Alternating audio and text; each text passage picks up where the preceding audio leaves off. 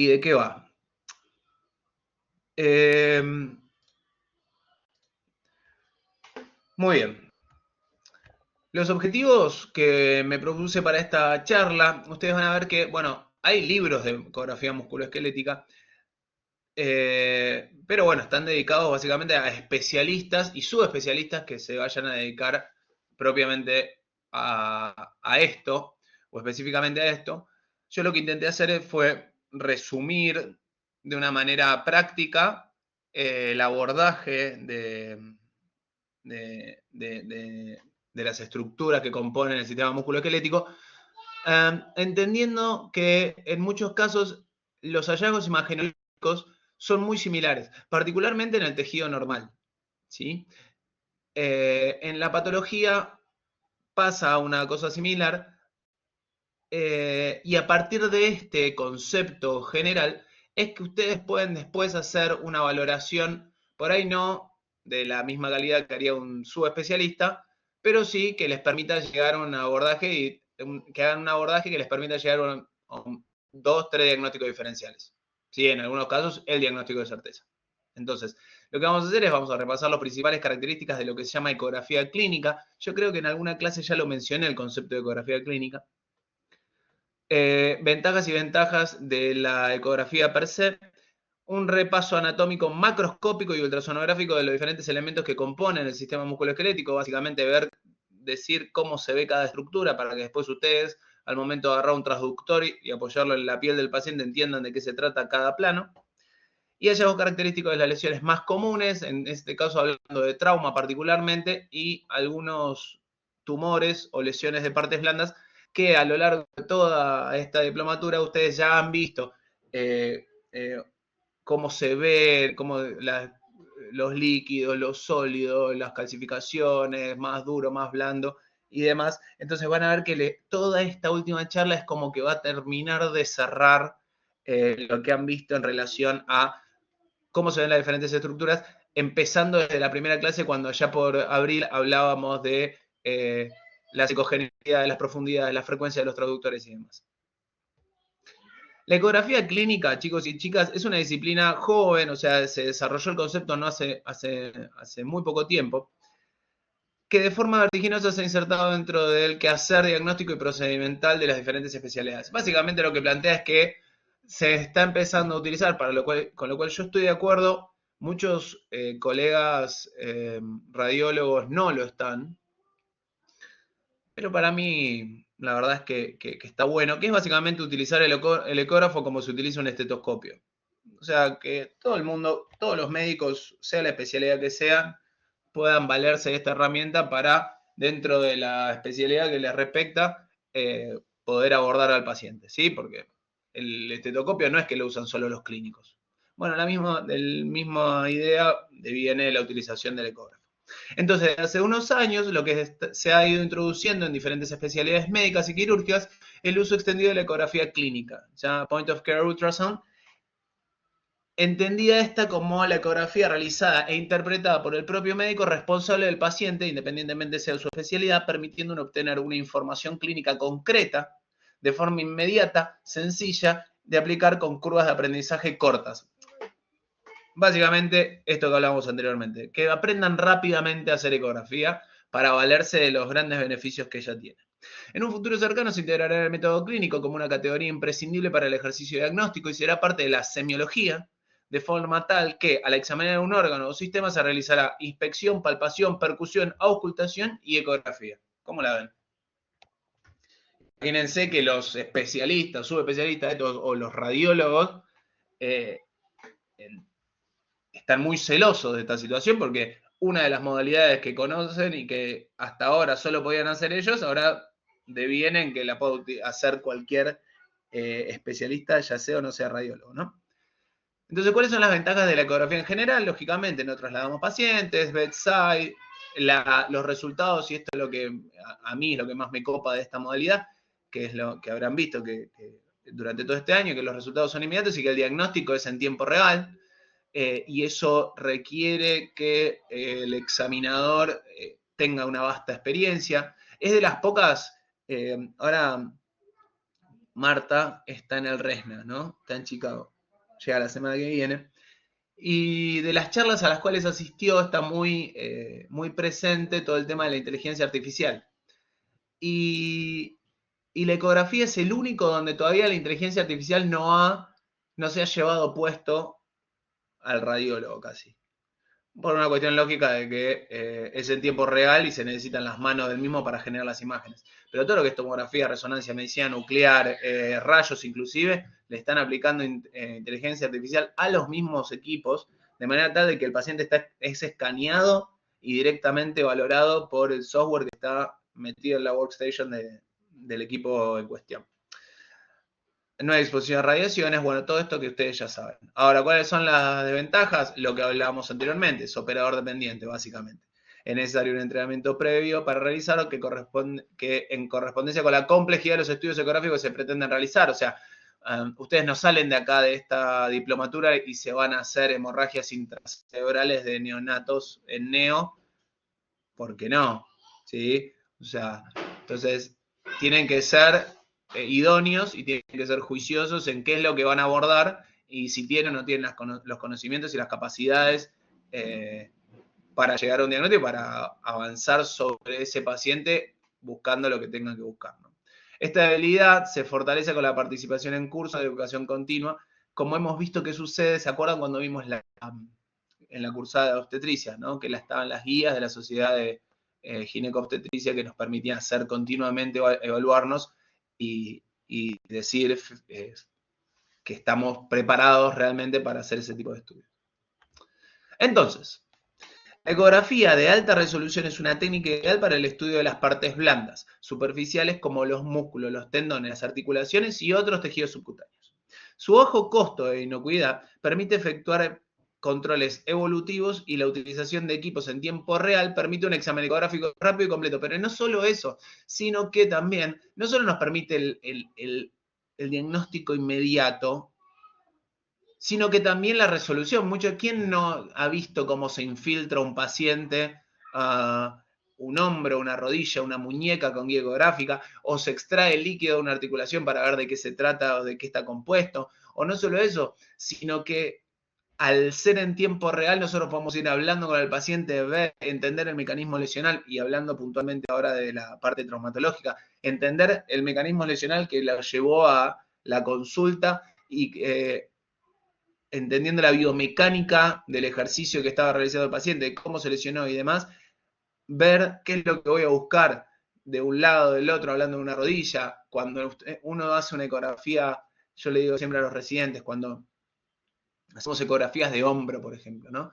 Ecografías de hombro que es de buena práctica preguntarle, bueno, ok, no, me duele el manguito de los rotadores, ok, fenómeno. Entonces, hacerle el gesto, ¿qué movimiento te duele? La deducción, la rotación interna, rotación externa, levantar el brazo hacia arriba, por atrás de la cabeza. Entonces ustedes ahí van viendo y van analizando y después cuando apoyan el traductor ya saben qué es lo que van a buscar, ya saben qué ligamento van a buscar, qué tendón van a buscar o qué músculo van a valorar.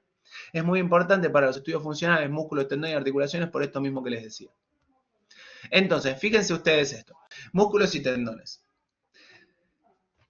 La ecogenicidad de la musculatura esquelética es muy similar en las diferentes partes del cuerpo, cortes longitudinales, en los cortes longitudinales, el tejido conectivo que rodea los haces de fibras o el perimicio aparece como bandas estriadas ecogénicas y paralelas que se proyectan sobre el grueso de las fibras musculares hipoecógicas. Es esto que está acá, ¿sí? O sea, esto es piel y este es el músculo. Esto, chicos, chicas, es un hombro. Ah, bueno, acá lo dice, es un hombro. Y acá lo que estamos viendo es un corte longitudinal en donde se está valorando, como bien dice acá abajo, el tendón del supraespinoso, ¿sí? Fíjense, las ecogenicidades son homogéneas, ¿sí? Son el músculo, tiene más líquido que las fibras insercionales y distales, en este caso del tendón del supraespinoso, por ende se ve más negro o más hipoecoico, ¿sí? Pero fíjense cómo son fascículos. Ah, otra cosa, cuando nosotros valoramos músculos, en ecografía no llegamos a ver la fibra, si bien acá cuando hace la descripción habla de fibras, sino que lo que vemos son fascículos musculares, ¿sí? la fibra propiamente dicha no se ve, sino que se ven los fascículos musculares, y por eso cuando lo informamos tenemos que hacer alusión a fascículos musculares. Muy bien, entonces piel, músculo, este es el deltoides, este es el supraespinoso, y esto que ustedes ven aquí es la corteza de la cabeza del húmero, ¿sí? Entonces, tendones. Los tendones son estructuras que conectan el músculo esquelético al hueso, ¿no? Y lo que permite los movimientos de las articulaciones y el mantenimiento de la postura del cuerpo. Básicamente, o sea, nos permite estar tensionados y todo en su lugar. Existen numerosos términos que son utilizados para describir la patología tendinosa, y los más comunes y los que ustedes siempre ven, ya sea como médicos, estudiantes o pacientes, son las tendinitis, que implican la inflamación, las tendinosis, que son condiciones degenerativas que no se acompañan de inflamación en ese momento. Básicamente hablamos de tendinosis cuando queremos referirnos a cambios inflamatorios de tipo crónico, en donde hemos entrado en este ciclo de inflamación, reparación, tal vez ruptura y vuelve a cicatrizar. Entonces tenemos, en lugar de ser bien edematoso, engrosado y demás, todo lo contrario, es más fino, adelgazado, con áreas de baja congenicidad, heterogénea y demás. Y la tendinopatía, que viene más o menos aparejado a todo esto, ¿no? Pero habla de las generalidades. Entonces, tendinitis y tendinosis. En el examen exitoso, los tendones se pueden realizar. El examen exitoso de los tendones se puede realizar con un equipo que posee una sonda lineal, es el plano, al que nosotros le decimos plano, y opera entre 5 y 18 MHz. La frecuencia ideal, que dependerá del hábitus corporal del paciente y de la ubicación anatómica, es decir, de la profundidad del tendón examinado. Ustedes ya saben que a mayor frecuencia, menor penetrancia, ¿sí? Y a menor frecuencia, mayor penetrancia, ¿vale? Entonces, estos son, como ustedes imaginarán, son transductores de alta frecuencia porque las estructuras que estoy valorando están arriba, están bien superficiales. Me permite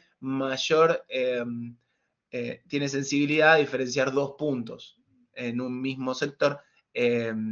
Entonces, por eso utilizamos traductores de alta frecuencia. En cuanto a lo del hábitus corporal del paciente, no es lo mismo valorar a una persona que tiene los músculos más desarrollados, a flor de piel, con menos panículo adiposo, que una persona con más gorda, con menos masa muscular y demás. Muy bien.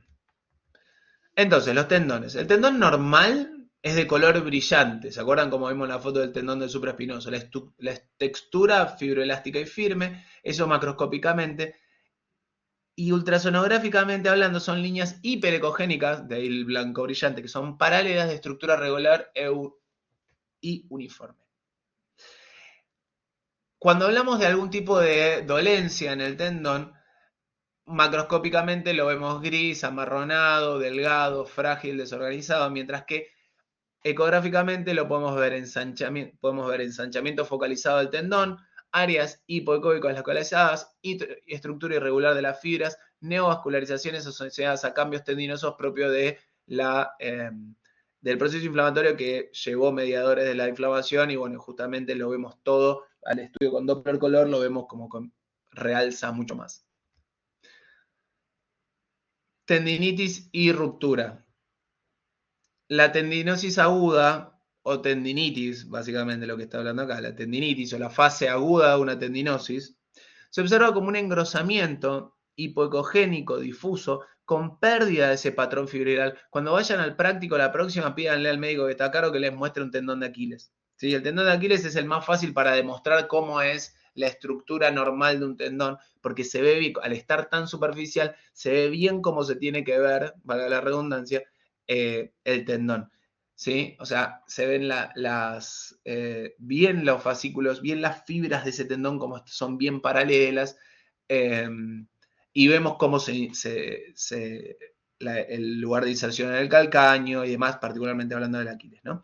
Entonces, se puede observar cuando tiene en cuanto a la tendinitis, perdemos el patrón fibrilar característico del tendón, esto es de lo que les mencionaba anteriormente, y cuando aplicamos el Doppler ahí tendría que ir con mayúscula, les pido disculpas, se observa un aumento de la vascularización en topografía del tendón. ¿Y por qué? Por toda la hiperemia regional producto del proceso inflamatorio en curso. ¿Sí? Puede acompañarse de líquido en la vaina tendinosa por un proceso de sinovitis asociado, y en los cortes transversales se va a observar una imagen en diana debido a la presencia de líquido rodeando el tendón, que es no más ni menos que esto. Esto ya es una ruptura, ¿no? Pero acá tengo dos imágenes de ruptura, pero básicamente lo que veríamos en el caso de simplemente un área de tendinosis, es decir, de inflamación, es un área similar a esta, pero con fibras adentro. Acá lo que vemos es el pedazo de hematoma que tiene en el espesor de la fibra del tendón, ¿no?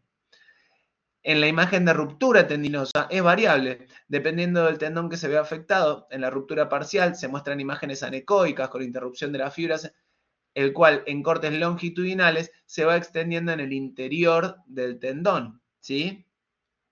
En la ruptura completa se muestra retracción del tendón con un hematoma anecoico separando los bordes del tendón.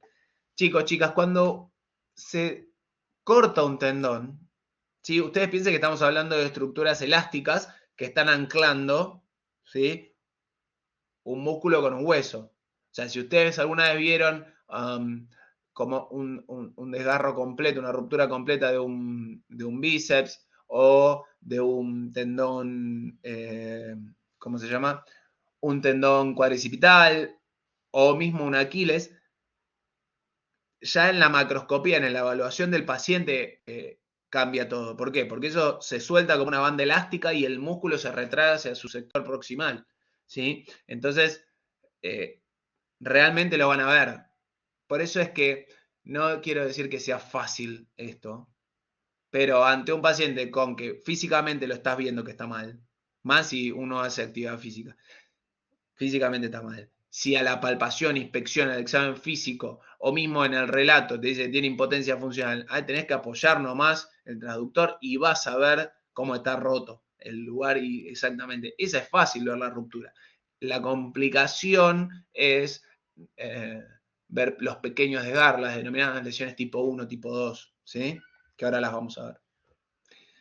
Alteraciones inflamatorias, ¿no? Esto se reproduce en todas las articulaciones del cuerpo. Donde apoyen el traductor, que les piden que le duele, se va a ver así.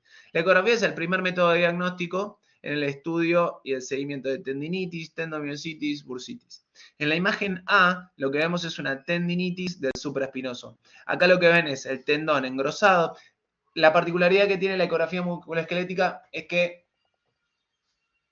siempre podemos comparar con el lado no afectado, con el lado que no le duele, ¿sí? Entonces, ante la duda, no, me duele este hombro, no me duele el otro. Bueno, no entiendo muy bien la anatomía, no entiendo muy bien lo que estoy haciendo, me pusieron a hacer este consultorio y realmente no sé hacer ecografía de hombro. Bueno, listo, está bien, tranqui. O le pido a alguien más grande y si soy el único, comparo contra lo normal o comparo contra lo que no le duele. Entonces, ¿qué vamos a ver en cuanto a las tendinitis, a los procesos inflamatorios agudos? Aumento del espesor de la estructura valorada, seguramente recubierta de líquidos a fascículos alrededor, como si fuera una sinovitis, ¿sí? Así como la vemos acá. ¿Vale? En esta imagen, en la segunda imagen, esto está A y B, no. Esta de arriba es la A, que es una tendinitis supraespinoso en longitudinal, y esta imagen es un axial, digamos, ¿sí? En realidad, si fuese una tomografía, para que se dé una idea, una resonancia sería un sagital, ¿sí? Estoy viendo esta área de líquido que se asocia a la inserción distal en el troquíter. Esta es la inserción distal del tendón. Este es el deltoides, este es el longi del supraespinoso. Acá se inserta en el troquíter, ¿sí? Y esto es líquido en relación a las fibras distales, insercionales distales del supraespinoso. Acá lo que estamos viendo, lo estamos viendo medio de frente, ¿sí? En esta imagen, la que dice tendinosis calcificada, bueno, acá lo mismo, lo que estamos viendo es calcio, ya esto me habla de la cronicidad del cuadro inflamatorio, ya está calcificado las inserciones distales del supraespinoso en este paciente.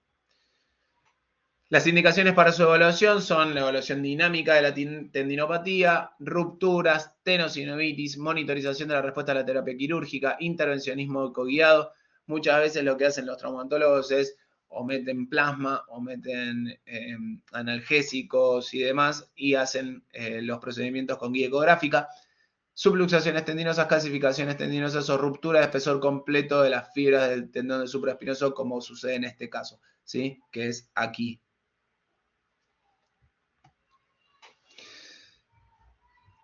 En relación a la sinovitis, la ultrasonografía proporciona una visualización y por tanto valoración directa de la sinovitis. Acuérdense, ustedes ya no es necesario que lo repita, pero es altamente sensible al líquido. Entonces, donde yo apoye y hay líquido, lo voy a ver. Entonces, por eso las sinovitis, que se caracterizan por presentar líquido inflamatorio, se ven fácilmente. El fenómeno patológico primario de la artritis reumatoidea y otras artropatías inflamatorias.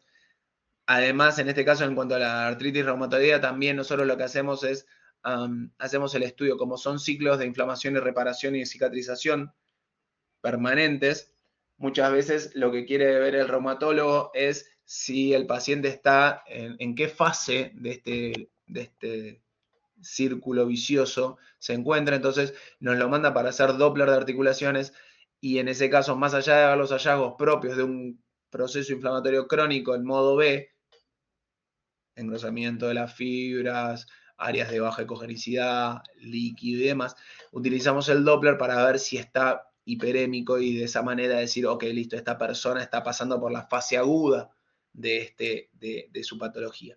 Ahí dice, el ultrasonido permite evaluar distintos aspectos de la sinovitis, aspectos morfológicos en escala de Grise o modo B, como el derrame, la hipertrofia, todo esto que decíamos recién, y ver si estamos en agudo o no utilizando el Doppler. ¿Sí? Particularmente, ¿y cuál vamos a usar? El Power. ¿Por qué? Porque ustedes no quieren determinar dirección de flujo, como cuando hablamos con Marta de Doppler de vaso de cuello. Acá ustedes lo que quieren ver es si está hiperémica la región y cuán hiperémica está. Entonces utilizamos el Power Doppler, el Dynamic Flow, Doppler más sensibles. La sinovitis se definió como la presencia de contenido hipoecoico normal intraarticular. La sinovitis en el proceso glenohumeral posterior del hombro, escala de Grise, fíjense ustedes en este modo B, como tenemos la presencia de líquido acá en el contexto de un paciente que realmente le duele mucho el hombro. Esto es cuando nos piden el Doppler para artritis reumatoidea. Es lo que le contaba anteriormente, la valoración con ultrasonido en escala de Grise de la sinovitis ha demostrado una buena concordancia con los marcadores clínicos de actividad inflamatoria en artropatías crónicas. Es decir, se le intensificó el dolor al paciente, le hago el Doppler y veo fehacientemente lo que está sucediendo, está aumentada la vascularización, producto de que está todo inflamado ahora en agudo. En estudios longitudinales, los cambios ultrasonográficos sinoviales tras el tratamiento se correlacionan con cambios clínicos y analíticos. Eso quiere decir que básicamente nosotros vamos controlando a estos pacientes a medida que van haciendo tratamiento y vamos viendo en qué etapa de remisión o actividad están y de esa manera ir corrigiendo el tratamiento que le instaura el reumatólogo. Entonces fíjense qué importante, cómo hasta ahora no habíamos hablado de la especialidad de reumatología y tenemos un punto de contacto. Y volvemos entonces a lo de la ecografía clínica. ¿Quién le va a impedir a un reumatólogo comprarse un ecógrafo, más allá de su economía personal, si puede hacerlo o no, y hacer él o ella este estudio en su consultorio? ¿Me entienden? Entonces, la ultrasonografía muestra la presencia de sinovitis subclínica, fíjense, en un alto porcentaje de pacientes con artritis reumatoidea tratada considerados en remisión desde un punto de vista clínico analítico, es decir, no tiene clínica, pero en realidad yo lo que estoy viendo es que sí está inflamado, todavía no le duele, pero créanme que si esto no mejora, si no acomodamos el tratamiento, diría el reumatólogo, le diría al reumatólogo, esto le va a empezar a doler. ¿Sí? Este hecho confiere a la ultrasonografía un valor añadido sobre la evaluación clínica que justifica y apoya su empleo de rutina en la valoración de la actividad inflamatoria sinovial en artropatías inflamatorias. Entonces acá lo que vemos es una sinovitis con señal Doppler, este es Power Doppler, en el receso dorsal de una articulación interfalángica proximal de la mano. Es realmente engorroso. Yo creo que les había dicho, para mí el más embolante de todos los Doppler es el de insuficiencia venosa, pero este de artritis reumatoidea, porque es en todos los dedos de la mano y de los pies. Es terrible. Ese también es malo, malo. Bueno, muy bien. En cuanto al glosario ultrasonográfico de los tendones, habíamos dicho la tendinopatía se caracteriza por tendinopatía que puede estar en crónico o en agudo, ¿no? Engrosamiento focal o difuso del tendón, disminución focal o global de su ecogenicidad, separación de las fibras hiperecóicas. En las tendinopatías de larga ovulación, la tendinosis, borramiento de contornos del tendón, pequeños focos hipoecogénicos, microrupturas o hiperecogénicos de fibrosis y calcificaciones en el interior. Entonces, en el concepto de tendinopatías entramos en lo agudo, que es la primera parte de esta lista, y en lo crónico, que es la segunda parte. Sí, en este caso, lo que vemos acá son microrupturas. Esta es como una, se llama, es una lesión tipo 2, es una ruptura parcial. Ven que el espesor completo de este supratendinoso no está alterado, sino que solamente una porción de este en la cara que está en contacto con el hueso. Tenosinovitis, los tendones con vaina, bueno, era como cuando hablábamos con el tema de, cuando vimos la ecografía testicular, la orquitis y y epidimitis, orquiepidimitis, lo mismo. Bueno, acá tenemos tendinosis, tendinitis, tenosinovitis, cuando además le agregamos líquido dentro de la vaina. Aumento de líquido en la vaina, que da un lugar a un incremento generalmente más de 2 milímetros para nosotros decir, bueno, listo, esto es líquido inflamatorio, ¿sí? Del halo hipoanecoico que rodea el tendón, el cual puede estar también engrosado, generalmente está engrosado.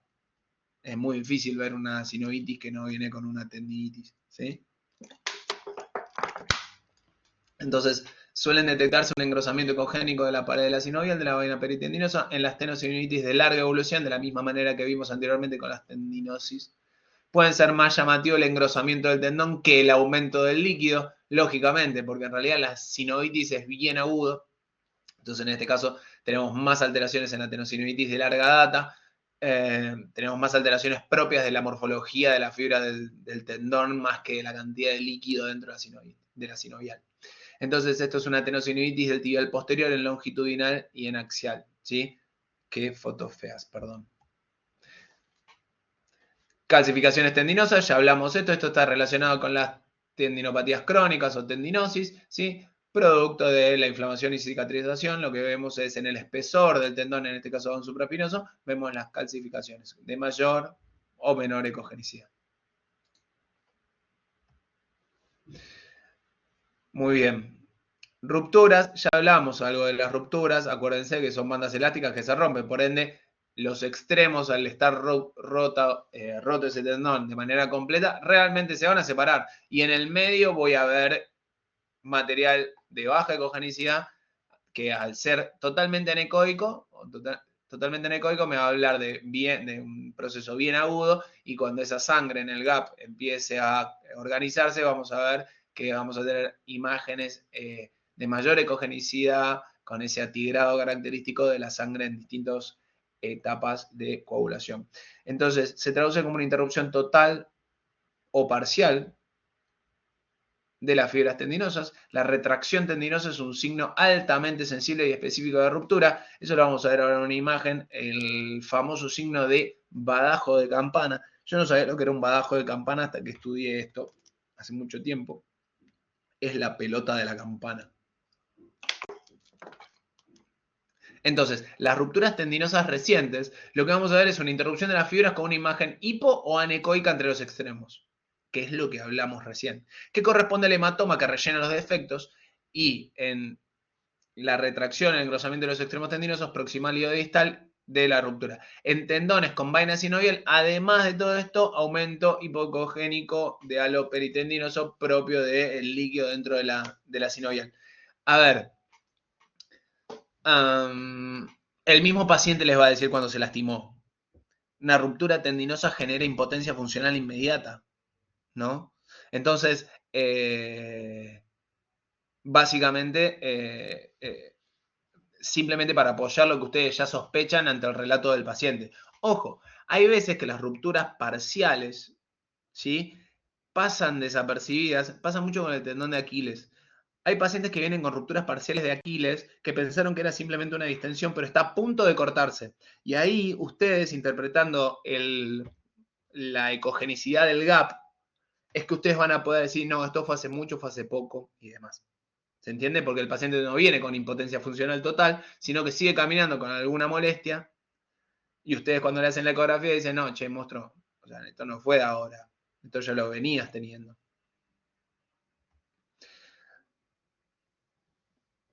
La ruptura tendinosa total antigua, tenemos ausencia del tendón y en ocasiones en su lugar aparece fibrosis hiperecogénicas y se distingue del tendón porque carece la ecotextura típica. Ecotextura típica se refiere a esto que hablábamos anteriormente, que las fibras tienen que estar, fíjense ustedes, este es un supra, ¿no? Entonces,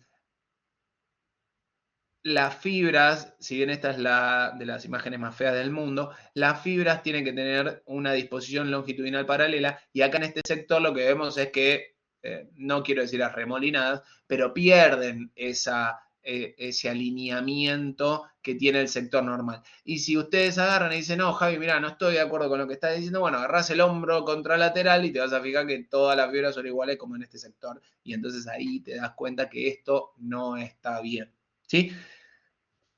La ruptura parcial antigua, adelgazamiento focal del tendón que corresponde a la ausencia de fibras tendinosas, además de que ya la sangre que estaba en ese gap seguramente ha transformado en un sector de fibrosis. Y lo van a ver, inclusive, como la ecografía musculoesquelética es un estudio dinámico, ¿sí? Lo pueden hacer mover, o sea, si ustedes mantienen el traductor en donde están, pueden hacer mover a ese paciente el músculo o el tendón afectado, el que está parcialmente roto, y van a ver cómo las fibras normales se mueven y en el sector donde se encuentra el lugar de fibrosis, ahí no. Por eso es importante, no en los tendones, pero particularmente en los desgarros musculares, es importante la kinesiología rápida y la recuperación activa, porque son sectores en donde si nosotros dejamos que el tejido normal se reemplace por fibrosis, son lugares que no son elásticos.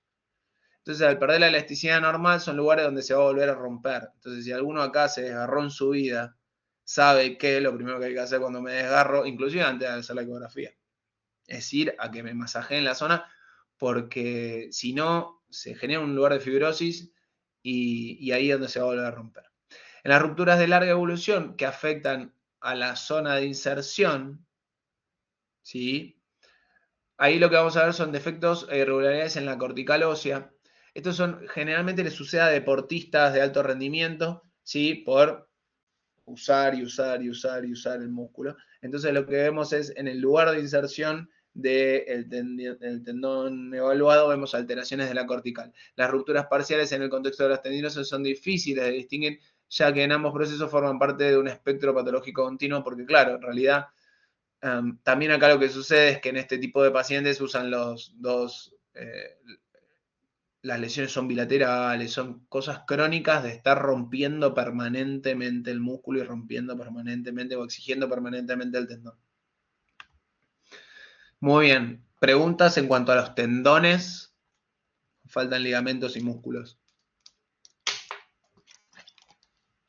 No. Muy bien. Los ligamentos. Los ligamentos son bandas fibrosas de tejido conectivo de elasticidad limitada que unen dos superficies óseas independientes. La principal función biomecánica es proveer estabilidad a una articulación debido a que limitan los movimientos. El principal ejemplo es los ligamentos cruzados en la rodilla. Esta característica los hace susceptibles a sufrir lesiones derivadas de traumas o movimientos inadecuados para la articulación en cuestión. Y anatómicamente se dividen en extraarticulares, por ejemplo, los ligamentos colaterales de la rodilla, o intraarticulares, como son los ligamentos cruzados. Los ligamentos se componen histológicamente de tejido conectivo distribuido de una manera regular y densa. ¿Sí? Sin embargo, las fibrillas de los ligamentos se cruzan entre sí frecuentemente y por lo tanto no tienen una apariencia totalmente paralela e independiente entre ellas, como sí pasa con los músculos, bueno, no tanto con los músculos, pero sí con los tendones. Ecográfica, piensen que ustedes, los tendones, lo que hace que se disponen tan en paralelo, porque en realidad, ¿qué le pasa al tendón? ¿Cuál es la función del tendón? De anclaje. Entonces, se dispone bien en paralelo, pero por una cuestión de que está tironeándose de un lado y del otro, generándole presión, no presión, sino tensión permanente. Entonces, las fibras de los tendones se ven bien paralelas. En este caso de los ligamentos, donde se unen dos huesos, ¿sí? Acá podemos ver un entrelazamiento de fibras, entonces no es tan nítido como cuando vemos los tendones. Lo mismo pasa con los músculos en menor medida, y de ahí deviene el fenómeno de anisotropía, que es lo que vamos a hablar ahora. Sin embargo, la fibrilla de los ligamentos que cruzan, como ya dijimos, ecográficamente esto se traduce en una estructura de bordes hiperecoicos, con un patrón interior fibrilar hipoecoico y muchas veces irregular por el fenómeno de anisotropía. ¿Alguien sabe lo que es la anisotropía? ¿O se acuerda de lo que es la anisotropía?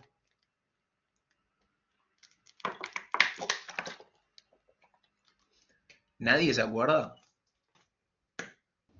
Sí, Doc, es el reflejo que se puede producir según la angulación del transductor. O sea, puede ser áreas más hipoecogénicas o hiperecogénicas, pero que no es una patología, digamos. Exactamente, gracias. Fue una bocanada de aire fresco tu respuesta. Exactamente, o sea, muchas veces cuando nosotros valoramos estos tipos de pacientes que vienen con una sospecha de desgarro o lo que fuese, apoyamos el traductor y de repente vemos en el músculo afectado, vemos un área de baja ecogenicidad o anecoica, que bueno, puta, acá está el desgarro. Pero no, como dice Gabriel, ¿cuál es el tema acá? Hay que estar atentos a que, según la disposición de las fibras y según cómo yo esté angulando el transductor, los haces de ultrasonido por ahí no están penetrando exactamente perpendicularmente, entonces los ecos que me devuelven, cuando yo evalúo un tendón, al estar totalmente longitudinal y paralela a las fibras, el tendón me refleja todo parejito y se ve todas esas líneas perfectitas, una paralela a la otra, de arriba para abajo, ¿no? Ahora, en los músculos y particularmente en los ligamentos, lo que pasa es que como tengo fibras entrelazadas, aunque yo piense que estoy angulando bien el traductor, porque anatómicamente lo estoy viendo, que lo estoy haciendo bien perpendicular a la superficie de la piel en consecuencia del ligamento o del músculo, lo que puede pasar es que ese entrelazamiento en el interior del ligamento o del músculo, ya cualquiera sea el caso, hace que haya ecos que no se me devuelven al traductor y por ende no son traducidos en imagen.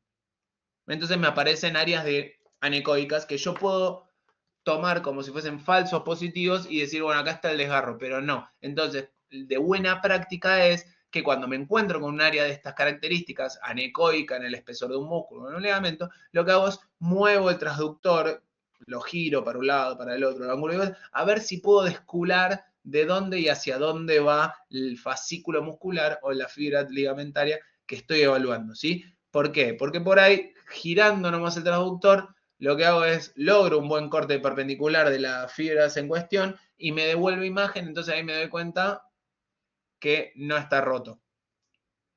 ¿Me siguen en el razonamiento? Si no, lo decimos vuelta.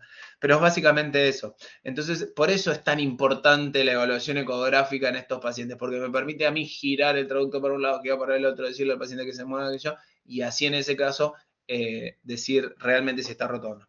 La forma tubular, diámetro reducido y sus características histológicas hacen que su imagen sonográfica se obtenga de mejor manera en un plano longitudinal con respecto a su trayectoria. Realmente es realmente engorroso valorar ligamentos de manera axial, uno se pierde bastante. Por eso yo particularmente lo hago en longi, eh, que es como que me acomodo más, me ubico más. La ruptura ligamentaria reciente. Lo que vamos a hacer es una interrupción de la misma manera que pasaba con los tendones, interrupción total o parcial de las fibras con una imagen hipoanecoica entre los extremos del ligamento, la misma definición que para los tendones. La antigua, interrupción total o parcial de las fibras, pero sin hematoma, porque se ha reabsorbido, se ha organizado. Y en la lesión crónica lo que vemos es el engrosamiento focal de cogenicidad heterogénea con desestructuración de la ecoestructura interna. Básicamente similar, muy similar a lo que habíamos hablado de los tendones. Músculos. Los músculos son estructuras anatómicas que poseen la capacidad de contraerse y generar fuerza. Esta fuerza es la que los permite el movimiento, posturas y demás. Representan el 35% del peso corporal en las mujeres y hasta el 50% en los hombres. y el ultrasonido permite evaluar de manera detallada la estructura de los músculos, siendo un método ideal para diagnosticar diferentes tipos de patologías, entre las que se destacan las lesiones traumáticas, como son los desgarros. A partir de que ustedes le digan a sus amigos que hacen ecografía, cada vez que juegan al fútbol amateur, el deporte más peligroso del mundo, van a ver que sus amigos le dicen, no me haces una ecografía porque me parece que me desgarré. Bueno, listo, fenómeno. Entonces van a hacer un montón de estas ecografías, particularmente de sus amigos. De la misma manera que pasaba con los tendones y con los ligamentos, utilizamos transductores de alta frecuencia de 7 a 15 MHz. La selección de la frecuencia a utilizar será determinada en función de los factores como la profundidad, la complexión, el tipo de físico del paciente. En algunos casos se utilizan frecuencias de 5 MHz o menos en caso de pacientes más grandotes. Alteraciones traumáticas, lesiones agudas. Contusiones secundarias a traumatismo directo, infiltración hemorrágica del músculo o edema del mismo. Y hematomas asociados. Muy similar a lo que vimos anteriormente, pero más florido en estos casos.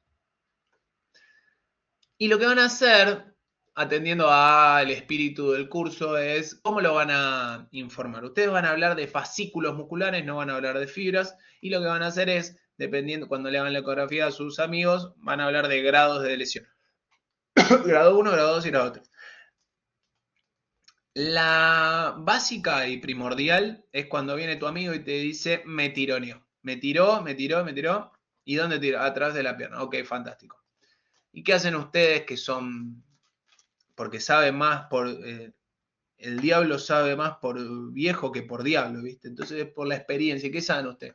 Bueno, cuando en realidad el desgarro es muy grande, se rompen fascículos musculares, y hay sangre involucrada, entonces la pregunta típica, ¿cuáles son las preguntas típicas que uno hace? Dice, primero, ¿cuándo te pasó? Hace 3 semanas, listo. Aunque esté agarrado, es muy probable que no lo veas. ¿Por qué? Porque, claro, es un desgarro como hacer un corte o un bife. Si vos haces un corte o un bife y lo dejás 3 semanas, esos fascículos musculares se empiezan a pegotear de vuelta y no lo vas a ver. ¿Sí? Porque los que están sanos se van a pegotear entre sí, el hematoma se reabsorbió y demás. ¿Cuándo te pasó? Ok. ¿Tuviste que frenar la marcha? O sea, ¿tenés impotencia funcional? No, pude seguir corriendo. Es muy difícil que estés desgarrado, que hayas roto un fascículo muscular y que puedas seguir corriendo. 2. ¿Sentiste el piedrazo? Ese es como el manzanas verdes ácidas del aliento del diabético, ¿viste? Ese es un signo característico. El paciente lo que hace es siente un piedrazo. Si alguno acá en esta sala se desgarró alguna vez, yo me he desgarrado varias, es realmente así, es un piedrazo que no te deja seguir corriendo. Y la otra es, te salió el hematoma, ¿tenés un hematoma? Entonces, con toda esa información, ustedes sin apoyar al traductor ya medio que saben si su amigo se está haciendo o realmente está desgarrado. El problema es cuando tiene todas y vos no encontrás el desgarro, y eso es por falta de práctica. Bueno, muy bien, distensión muscular. La lesión ocurre cuando el músculo se alarga hasta el límite de su elasticidad. Los pacientes refieren a un dolor muscular severo sin dolor localizado a la palpación. ¿Por qué? Porque lo primero que uno hace cuando se encuentra con estos pacientes es le metes el dedo en el lugar donde te dice que le duele. En el desgarro lo matás del dolor. Cuando tiene una distensión no es tan así, inclusive medio que le aflojás el músculo. Una distensión muscular, para que se den una idea, es como cuando agarran una banda elástica, esas que usan para agarrar billetes, y la estiran hasta que se empieza blanca pero no se rompe. Bueno, eso es una distensión muscular. La entidad es indistinguible de una contractura muscular. ¿Sí? Se tratan de lesiones fundamentalmente microscópicas que afectan menos del 5% de la sustancia muscular. Microscópicamente se ven cavidades con líquido serosanguíneo que corresponden a pequeñas colecciones líquidas que ocupan los huecos dejados por la retracción de las miofibrillas. Y ecográficamente estas cavidades tienen formas de flama y se ven como zonas hipocogénicas dentro del vientre muscular. Esto es, ¿sí? Lo que pasa es que yo les muestro una sola imagen, pero ustedes me van a decir, ¿y esta por qué no? O esta, bueno. Yo al diagnóstico de distensión muscular llego por descarte de los otros, ¿sí? Estos hallazgos pueden ser muy sutiles y el estudio ecográfico normal. Se recomienda efectuar una exploración en varios planos para estar seguro de que no se trata de artefactos causados por la presión excesiva del transductor o por anisotropía, que es lo que hablábamos recién con el compañero. En dado caso, es importante la correlación clínica y la comparación con la extremidad sana, que es lo que les decía anteriormente. El tratamiento de estas lesiones consiste en reposo del músculo afectado y analgesia. Entonces, desgarro 2, la lesión grado 2, que es el desgarro parcial. El desgarro parcial es el que le vemos al amigo, ¿sí? Se trata de una lesión más extensa, que se produce cuando el músculo se esfuerza más de allá de su límite y afecta más del 5% de la sustancia muscular, pero no afecta toda la extensión transversal, ¿sí? Ahí ya se imaginan que el grado 3, el grado 1, grado 2 y grado 3 también va para los tendones, ¿sí? El grado 3 va a ser la ruptura completa, ¿no? A diferencia de lo que ocurre en las lesiones por distensión muscular, acá sí hay dolor localizado a la palpación y hay aumento de volumen. Si hay mucho edema, hay sangre involucrada, va a tener un hematoma y le va a doler cuando le pongas el dedo ahí y seguramente tuvo impotencia funcional. ¿Sí? O sea, tuvo que dejar de correr. Si el músculo es superficial, de 12 a 24 horas después pueden aparecer equimosis distal a la lesión, por una cuestión básicamente de gravedad. La ecografía muestra claramente la solución de continuidad del músculo, la interrupción de los septos fibroadiposos y un hueco hipoecogénico en el músculo. Ustedes, generalmente uno no dice que ve el desgarro, lo que ve es el hematoma producto del desgarro, ¿sí? Dentro del hematoma que ocupa la ruptura pueden identificarse los fragmentos del músculo roto, surgiendo de las paredes de la cavidad. La presión suave ejercida con el traductor demuestra cómo estos fragmentos flotan libremente y la proporción del músculo intacto se puede establecer obteniendo imágenes en múltiples planos y se puede observar un efecto de masa que desplaza el perimecio adyacente de la fascia de los tendones. Básicamente, chicos y chicas, lo que ven es un gap en el espesor de la fibra muscular, ya sea el músculo que estén valorando. Y esto de los fragmentos de músculo difícilmente se ven, pero bueno, sí se ven. Se ven en desgarros grandes, ¿no? Y el desgarro grado 3, ¿sí? Esta es la ruptura total del fascículo muscular. Su presentación clínica es muy similar a la ruptura parcial, sin embargo, en esta entidad persiste la impotencia funcional que es total. ¿Sí? O sea, no puede ejercer su función el músculo. Si el músculo es superficial, puede palparse un hueco entre los extremos rotos. Muchas veces pasa con desgarros. ¿Vieron alguna vez esa gente que se desgarra los bíceps? Que les queda el bíceps como si fuese una joroba de un camello. Bueno, esos son desgarros totales, ¿no? Si el músculo es superficial, puede palparse un hueco entre los extremos rotos y retraídos. La equimosis es más frecuente que en el desgarro parcial, lógicamente, porque hay más sangre involucrada. En cuanto a la ecografía, se puede identificar la separación completa y retracción muscular. La porción distal del músculo es retraído y puede hacerse un relieve y simular una masa de partes blandas. Claro, porque en realidad lo que pasa es que yo una vez vi un tipo que bueno, en realidad fue una ruptura tendinosa, se cortó el cuadricipital y toda la masa femoral se le vino a la ingle. Entonces, imagínense la ecografía de esa persona, ¿no? O sea, vea el badajo de campana y todo retraído hacia proximal, pero porque en este caso se cortó un tendón. Si se cortase un músculo, bueno, tenés un extremo distal y un extremo proximal, ¿no? Que están los dos tironeados. Un hallazgo característico de un desgarro completo es la presencia de líquido en el perimecio rodeado la circunferencia total, toda la circunferencia del músculo, y la triada ecográfica de una cavidad hipoecogénica dentro de una sustancia muscular con una pared gruesa y ecogénica, y es el signo de badajo de campana, que son los patognomónicos de la ruptura. El signo de badajo de campana sería esto, ¿sí? O sea, es un pedazo de músculo libre dentro de toda una colección en el contexto de un paciente traumatizado. Pero todo esto eventualmente se cura. La idea es no llegar a esto, a la imagen A, sino más bien a la imagen B, o sea, la primera. Es un proceso que depende de la magnitud de la lesión y por lo general tarda entre 3 y 16 semanas. En la curación, sí, 6 semanas, diría yo. En la curación muscular participa la capacidad de regeneración muscular y la cicatrización fibrosa. O sea, lo que hay que hacer es mantener, en cuanto a un desgarro muscular, lo que hay que tratar de hacer es mantener el proceso inflamatorio activo, ¿sí? para que se regenere dentro, en la medida de lo posible el músculo y no lleguemos a la cicatriz fibrosa, que es lo que hablábamos anteriormente, que es un punto de no elasticidad. Luego de la evaluación inicial, el ultrasonido tiene una importante función en la monitorización del proceso de curación, ¿sí? Esto, chicos, chicas, no sucede. Salvo que el centro de kinesiología tenga sus propios aparatos y ellos que en cada sesión del paciente, lo cual estaría bárbaro y sería un lindo trabajo para hacer, pensándolo ahora. Uno lo que hace es hacer la evaluación inicial, después lo mandan a kinesio con esa ecografía, 6 semanas de kinesio, metamasaje y bueno. Luego de la evaluación inicial, monitorización del proceso. La cavidad inicial ocupada por el hematoma lo que comienza a rellenarse paulatinamente desde su periferia por la formación de tejido de granulación que puede identificarse en las imágenes por la presencia de focos ecogénicos confluentes que terminan por ocuparla completamente. Es la imagen con la letra B, la imagen de arriba.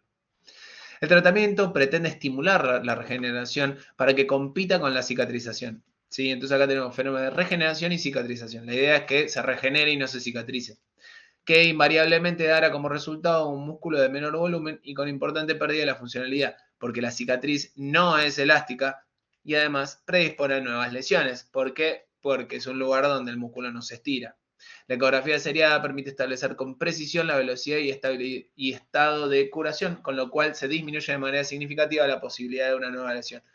Básicamente lo que les estaba diciendo es que además de hacer una recuperación activa, estaría piola hacer seguimiento ecográfico para ir viendo que no se nos genere una calcificación o un área de fibrosis que determine una alteración morfológica de la fascículo muscular que nos devenga en nuevas lesiones, ¿sí? Porque una cosa es que nos desgarremos nosotros, pero otra cosa es que se desgarre un deportista de alto rendimiento cuyo trabajo es, ¿no?, jugar a la pelota, por ejemplo. ¿Sí? Entonces esas personas deportistas de alto rendimiento les hacen seguimiento de este tipo porque lo último que querés es que generen áreas de fibrosis. Muy bien. Las lesiones crónicas en cuanto a las alteraciones, o sea, de la patología muscular, tenemos cicatrices fibrosas intramusculares, son una de las complicaciones de las rupturas recidivantes o maltratadas. Por eso no hay que dormirse con los laureles aquellos que se hayan desgarrado, que hagan deporte y que les pase, que sienten el piedrazo y se desgarren, no se dejen estar, porque después es un garrón. Aparecen como áreas ecogénicas focales lineales o estrelladas. La simple presencia de una cicatriz predispone a la ruptura repetida del músculo, ¿sí? Se corta por ahí. Yo tengo un amigo que en DSI lo veo cada 3 meses porque se agarra el cuádriceps. Y sí, porque la primera vez que se agarró, ya hace muchos años, éramos más chicos, no hizo nada al respecto. Ahora es un relojito, va a kinesio, se hace todos los estudios y demás, pero ya está roto ese músculo. Ya está roto, entonces se desgarra el vasto interno y listo. Muy bien, cartílago. El cartílago hialino de sujetos sanos aparece en el examen ecográfico como una sutil banda de ecogenicidad homogénea delimitada por nítidos y regulares continuos y continuos márgenes ecogénicos. ¿Sí? Este es el cartílago, aquí. El margen superficial, denominado condrosinovial, por estar cerca del músculo, es más sutil y el margen profundo, denominado osteocondral, ¿sí?, es más ecogénico, pero porque está más cerca del hueso, ¿no? La correcta visualización de los márgenes del cartílago requieren que el haz de ultrasonido sea perpendicular a la superficie cartilaginosa, como hablábamos anteriormente, si no vamos a tener falsos positivos. Y la estructura del cartílago hialino es homogénea, anecoica a bajos niveles de ganancia e hipoecoica o ecoica en elevados niveles de ganancia. Básicamente, si mueven la perillita del medio del ecógrafo, la van a ver más o menos ecogénica, pero básicamente es anecoica porque, bueno, es cartílago, tejido conectivo. El espesor normal del cartílago hialino puede variar desde 1/10 de milímetro a nivel de las cabezas de las falanges hasta un máximo de 3 milímetros. 3 es el número mágico en ecografía. 3 milímetros, cualquier cosa más de 3 milímetros está medio raro. Bursas, de la misma manera que pasaba con las sinoviales, acá cuando se inflaman aparece líquido, cuando aparece líquido son fáciles de ver, las denominadas bursitis. El ultrasonido en este tipo de patología se va a observar como un aumento de volumen en la bursa, la cual normalmente es un espacio virtual que presenta un contenido anecoico, conservándose la pared de la bursa fina, lo que la diferencia de la crónica. La bursitis crónica, como ustedes imaginarán, lo que va a tener es como una vejiga de lucha, esas paredes engrosadas de la propia bursa que se ha inflamado, se ha cicatrizado y demás. Puede tener un origen inflamatorio o por sobreuso o incluso por infección, que son las peores. En caso de derrame articular, principalmente en topografía de la rodilla, el ultrasonido es el método más apropiado para su detección y es muy fácil de detección. ¿Sí? La bursa subcuadricipital está inmediata, está muy al alcance y cualquiera puede ver una bursitis subcuadricipital. Es un hallazgo inespecífico que nos puede estar hablando desde un origen traumático hasta un origen degenerativo, inflamatorio o inclusive tumoral. El ultrasonido no puede servir como guía para realizar, nos puede servir como guía para realizar su aspiración. Está muy cerca. Ustedes apoyan, ¿sí?, el transductor un poquito por arriba de la rótula, o sea, cefálico a la rótula, y ahí ven la bursa subcuadricipital y rápidamente pueden ver si tiene líquido. Imagínense ustedes que por ahí va a pasar el tendón cuadricipital, y el tendón cuadricipital le va a hacer de ventana acústica para luego llegar a una bursa inflamada que además va a tener líquido. O sea, son realmente fáciles. ¿Qué es lo que está sucediendo aquí? ¿Sí? Este es el tendón del cuádriceps y esta es la bursa subcuadricipital. Esta es la rótula. La bursitis es el aumento del volumen de la película hipoecogénica, más de 2-3 milímetros de una bursa, también en el contexto de un paciente que le duele, ¿no? Puede detectarse un engrosamiento ecogénico de las paredes sinoviales y ecos o puntos brillantes en el interior del líquido que representan sinovitis y acúmulo de células inflamatorias. Y en el caso de que sean crónicas, además le vamos a ver el tema de las paredes engrosadas, ¿sí? ¿Dudas, preguntas, inquietudes en cuanto a la patología traumática del músculo esquelético? Tendones, ligamentos, músculos, bursas. Vieron que es todo parecido, ¿no? O sea, básicamente, después va a venir un traumatólogo que haga esto y me va a putear, ¿no? Pero básicamente tenés 3 grados de lesión, ¿sí? Las estructuras tendinosas, ligamentarias y musculares se ven siempre iguales. Lo que tenemos que tener en cuenta es el concepto de la anisotropía para los músculos y los ligamentos. Y bueno, y el líquido, si hay o no hay líquido presente como para decir si está en agudo o en crónico. ¿Sí? Muy bien. ¿Para qué funciona? ¿Sí? ¿De qué me sirve la ecografía en la valoración de tumores de partes blandas? Pero tumores no solo tumores, o sea, lesiones ocupantes de espacio en las partes blandas. Diferenciar tumores de pseudotumores, diferenciar masas sólidas de quística, determinar la localización, precisar el número, tamaño y contornos, determinar la relación con estructuras adyacentes, presencia o no de vascularización, el estudio con Doppler color, Power Doppler o Dynamic Flow, formular hipótesis diagnósticas, básicamente para lo que nos pagan, y guiar biopsias de diagnóstico de drenaje. Lo más común y lo que ven desde el día 1 son ganglios, le llaman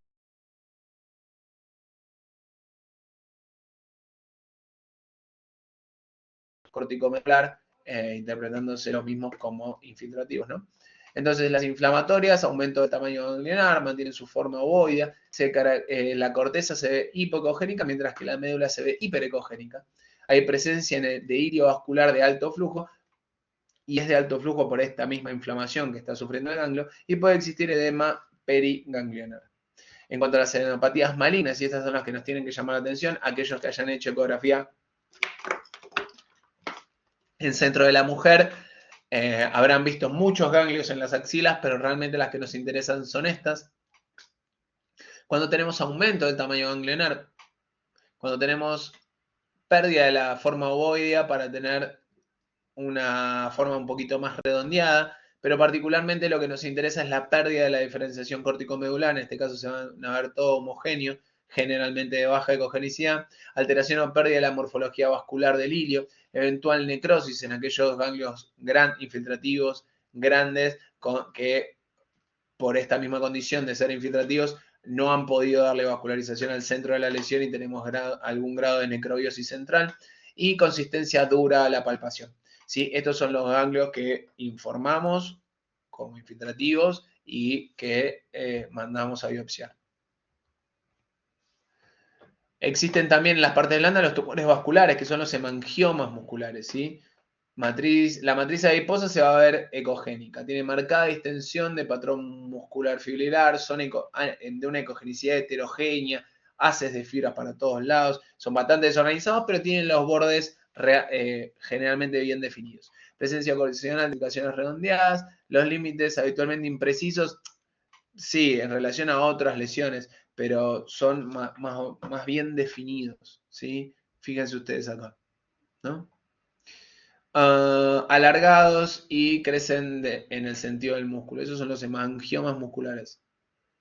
Los quistes, como en todas las estructuras quísticas que estudiamos, son de contenido líquido. En la muñeca es la causa más frecuente del edema.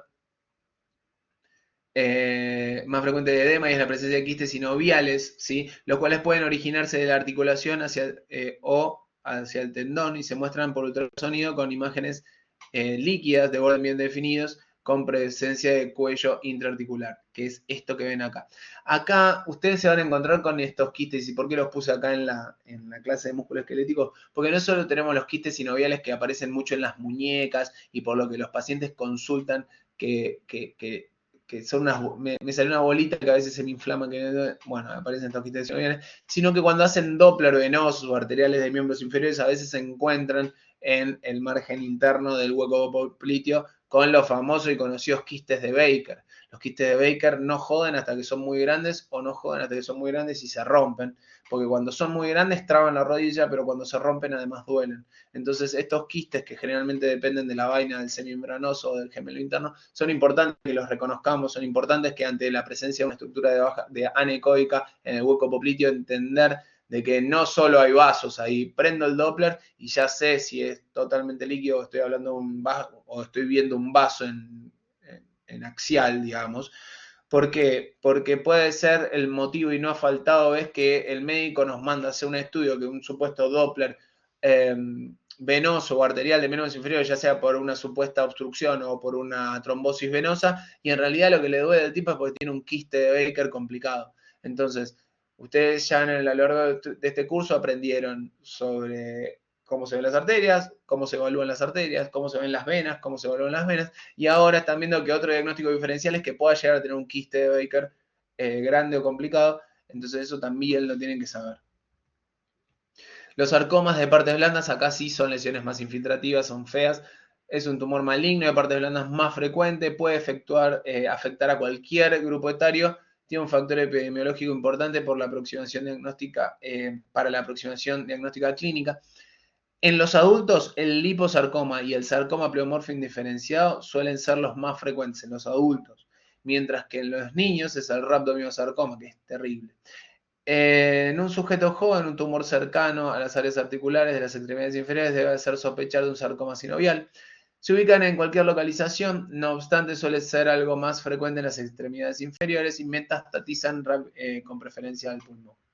¿Sí? Fíjense ustedes como los bordes, bueno, la ecogenicidad es difusamente heterogénea, los bordes son lobulados, bien delimitados, sólidos lógicamente, áreas hiperecogénicas de tejido adiposo y hemorragia, al Doppler color están vascularizados y tiene ausencia de fenómenos reactivos inflamatorios, que es lo que nos haría pensar nosotros que por ahí dicen, bueno, en este caso que es tan grande no, fíjense ustedes que están evaluándolo con el convex, o sea, es un monstruo esto, mide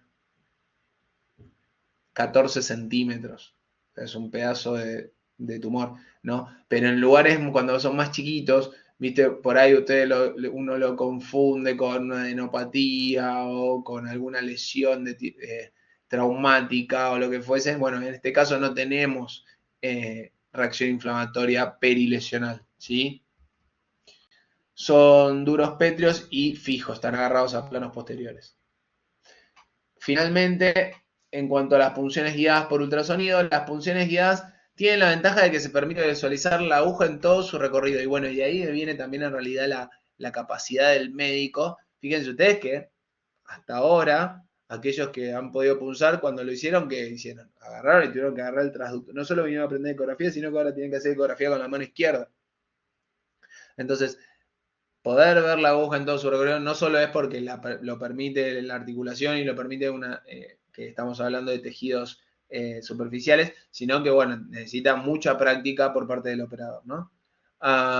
Pero a diferencia de la punción a ciegas, ¿no? Acá podemos ver todo exactamente el trayecto y así asegurarnos que estamos llegando al lugar donde queremos drenar o meter medicación.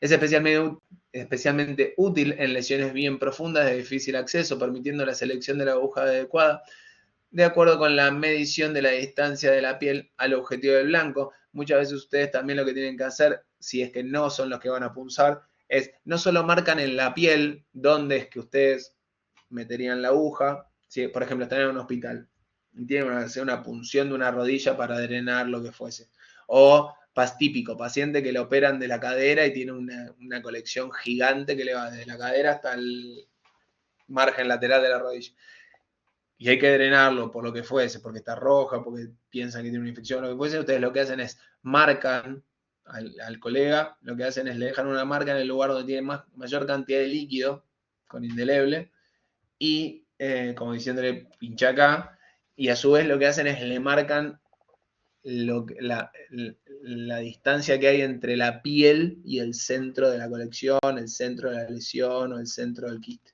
¿Sí? Entonces él o ella sabe con qué aguja encarar. ¿Mm? Bueno, lo mismo encarar con una 25 que con una 58. ¿No? El ultrasonido sirve a su vez como guía de infiltración de esteroides dentro de las cavidades articulares, las vainas tendinosas o tejidos paraarticulares, asegurando la correcta localización del medicamento. En este caso lo que estamos viendo es una punción de aspiración de la bursa subacromio subdeltoidea, ¿sí? Aquí.